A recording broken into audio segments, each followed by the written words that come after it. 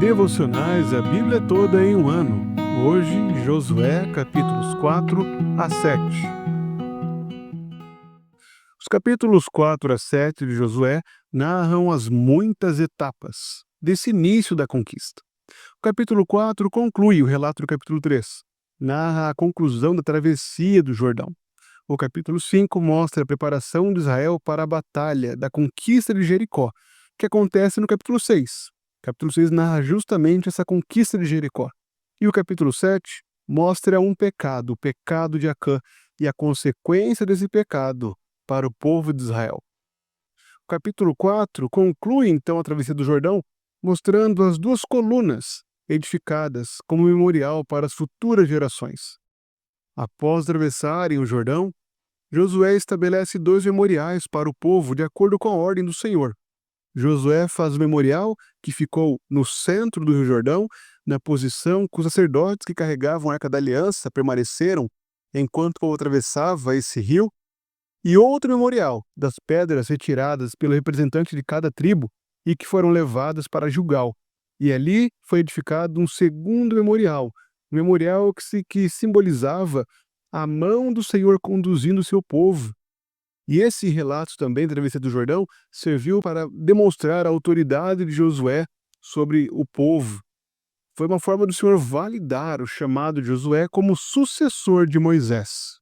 Após a travessia do Jordão, há o capítulo 5, que mostra a preparação para a batalha, um capítulo fantástico, onde nós vemos os 2 sinais da aliança do Antigo Testamento. Nós vemos, primeiramente, a circuncisão daqueles adultos, aqueles homens que cresceram no deserto e que não haviam sido circuncidados até então, e depois a celebração da Páscoa, após muitos anos. Lembremos, o povo de Israel celebrou a Páscoa na saída do Egito, celebrou a Páscoa ao final do primeiro ano de jornada, o início do segundo ano de peregrinação, de acordo com números, e vemos então, após muitos anos, após a morte de toda aquela geração que saiu do Egito, a celebração da Páscoa mais uma vez. E nessa ocasião também comeram pela primeira vez os frutos da terra prometida, e foi então que o maná cessou. E a conclusão do capítulo mostra o príncipe do exército do Senhor, aquele que chegou para a batalha, está pronto para avançar, trazendo vitória ao povo de Israel, que conquistará agora a terra prometida. E é assim que chegamos no capítulo 6. Neste capítulo, capítulo 6, nós vemos a descrição de como se deu a conquista de Jericó. O povo de Israel rodeou a cidade uma vez por dia, durante 6 dias. E no 7º dia, percorreram a cidade, rodearam a cidade 7 vezes. No total foram 13 voltas. E nessa última volta, após cumprir a última volta, Josué deu ordem, e assim o povo gritou. E naquele momento, enquanto as trombetas tocavam e o povo gritava em alta voz, o Senhor derrubou as muralhas de Jericó e o povo avançou, dominando totalmente aquela cidade. O Senhor também ordenou que fosse consagrado, pela boca de Josué, foi consagrado isso, que o povo entregasse então todo o tecido de bronze, de prata e de ouro ao Senhor e não tomasse nada para si, porque aquela cidade era maldita ao Senhor. Somente Raabe foi salvo daquela cidade. E aqueles utensílios valiosos de ouro, prata e bronze foram dedicados ao Senhor. Todo o resto foi condenado. E aquele que tomasse isso seria maldição para o povo. E infelizmente foi exatamente isso que Acã fez. E é disso que é falado no capítulo 7. A narrativa foi iniciada com a descrição do avanço de Israel sobre Ai. Um grupo pequeno de homens, com aproximadamente 3.000 homens, como descrito, avançou contra aquela cidade, mas foram perseguidos, e 36 homens de Israel foram mortos pelo povo de Ai. Diante disso, o povo teve o coração derretido, se encheu de medo. O próprio Josué buscou o Senhor, clamando que ele prezasse pelo seu próprio nome, pois agora Israel seria destruído pelos inimigos. Mas o Senhor apontou o pecado do seu povo, apontou para Acã, o qual tinha roubado uma capa babilônica, barras de ouro, de prata, e agora o Senhor estava punindo o seu povo com essa calamidade. Por isso, Acã foi então condenado e foi apedrejado e queimado juntamente com seus bens e sua família, e assim o Senhor apagou o furor da sua ira sobre o seu povo. Diante dessa grande variedade de textos, nós podemos ver os muitos propósitos de Deus nessas passagens.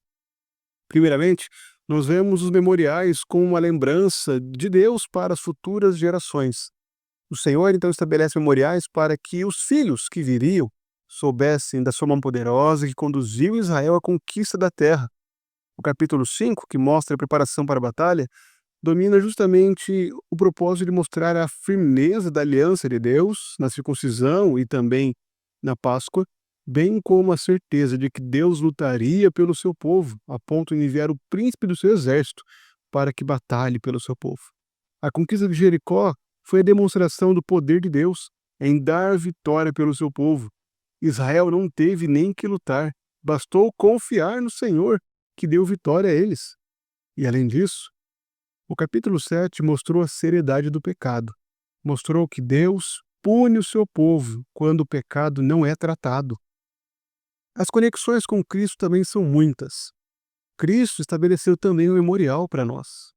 Memorial que está ligado não somente com o que é dito no capítulo 4, mas também com aquele que é dado no capítulo 5 como continuidade da Páscoa. Cristo estabeleceu a ceia do Senhor como uma continuidade, como uma demonstração da sua aliança, firmada com o seu sangue, e que nos assegura a conquista da terra. Aqueles que participam da ceia do Senhor, aqueles que creem em Cristo verdadeiramente, recebem esse sacramento de forma adequada, estes sim se alegram na vitória que há em Cristo, no perdão que há em Cristo, no descanso que podemos desfrutar em Cristo. Além disso, o capítulo 5, ao mostrar o príncipe do exército do Senhor, apresenta aí uma visão de Cristo, uma visão que prefigura a vitória que Cristo seguraria no futuro. Cristo é aquele que luta as batalhas do seu povo. As vitórias que nós temos são conquistadas por Cristo e não por nós.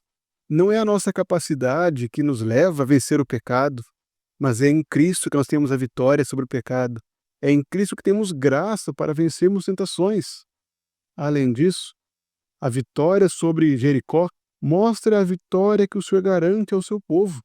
Uma vitória que não é conquistada pela nossa força, mas sim pela obra de Cristo.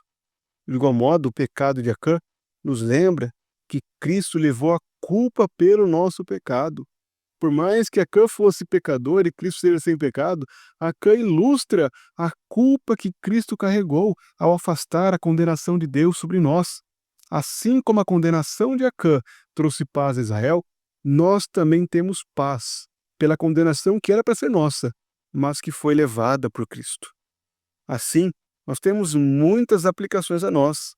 Devemos nos lembrar das obras de Deus.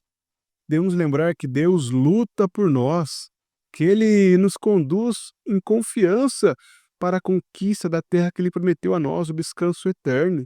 E essa conquista é dada em Cristo. Devemos também reconhecer a soberania de Cristo. A nossa vida está submetida ao nosso Rei, aquele que luta por nós. Portanto, devemos andar com fidelidade, com confiança nele. E isso inclui uma vida santa. Devemos tratar o pecado com seriedade. O pecado é coisa séria. O pecado deve ser tratado na igreja. A igreja não pode ser negligente com o pecado. Como nós vimos em Acã, o pecado traz consequências não apenas particulares, mas consequências coletivas. O povo de Israel foi derrotado pelo povo de Ai por conta de não tratarem pecado. Que nós, irmãos, não sejamos negligentes com essa coisa tão séria. Que tratemos o pecado com seriedade, a fim de glorificarmos o nosso grande Rei, aquele que luta por nós.